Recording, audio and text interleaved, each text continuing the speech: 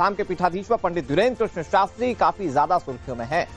बागेश्वर धाम में करोड़ों लोगों की आस्था है, लेकिन महाशिवरात्रि का त्यौहार बागेश्वर धाम में 300 जोड़ों की जिंदगी के लिए एक नया तोहफा लेकर आएगा। पंडित धीरेन्द्र कृष्ण शास्त्री यानी कि बाबा बागेश्वर 300 जोड़ों की शादी का सपना पूरा करने वाले। बागेश्वर धाम में आज से ठीक 7 दिन बाद होने वाले महाकन्यादान के लिए तमाम तैयारियां जोरों पर।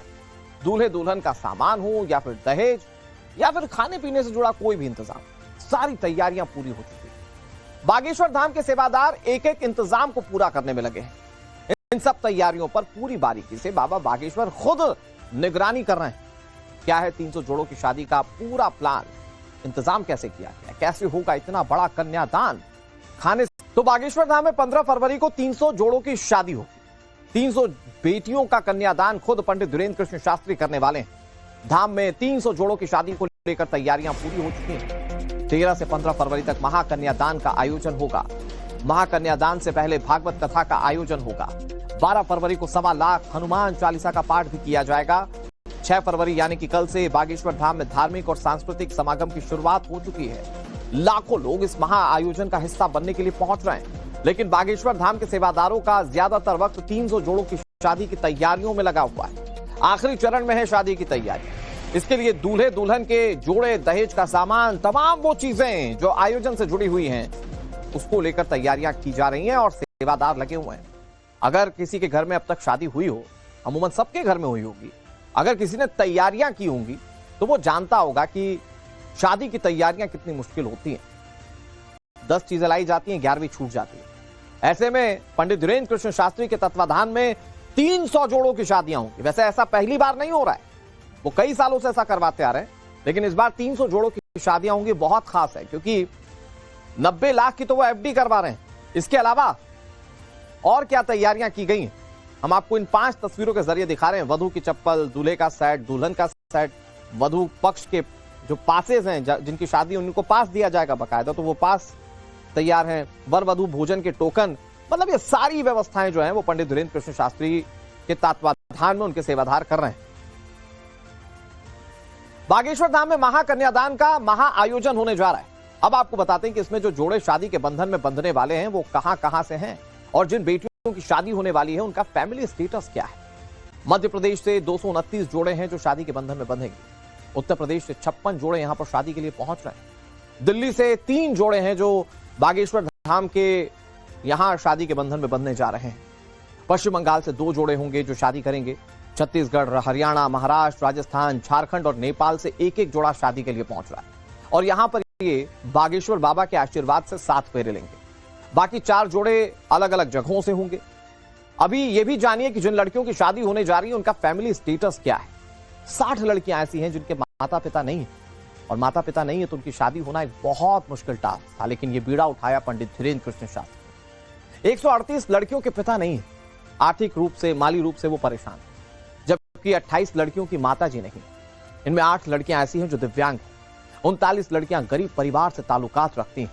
शादी के लिए घर वालों के पास पैसे नहीं थे तो पंडित धीरेन्द्र कृष्ण शास्त्री शादी करवा रहे। 23 लड़कियां ऐसी हैं जिनके माता पिता दिव्यांग हैं।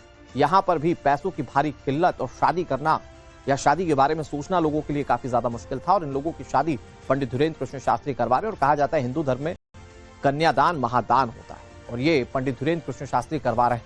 इन लड़कियों के माता पिता की जिम्मेदारी खुद धीरेन्द्र कृष्ण शास्त्री उठा रहे हैं।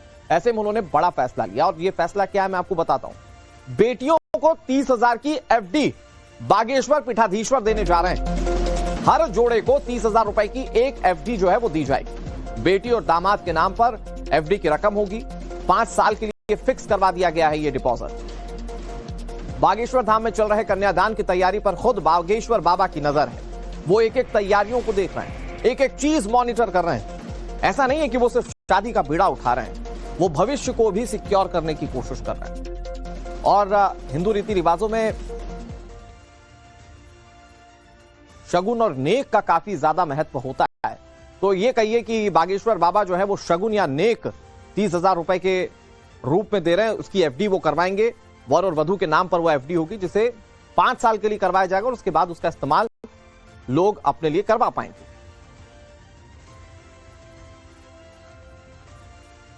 अब आपको बताते हैं कि बाबा बागेश्वर की ओर से इस महाकन्यादान के बाद बेटियों को क्या क्या तोहफा दिया जाएगा।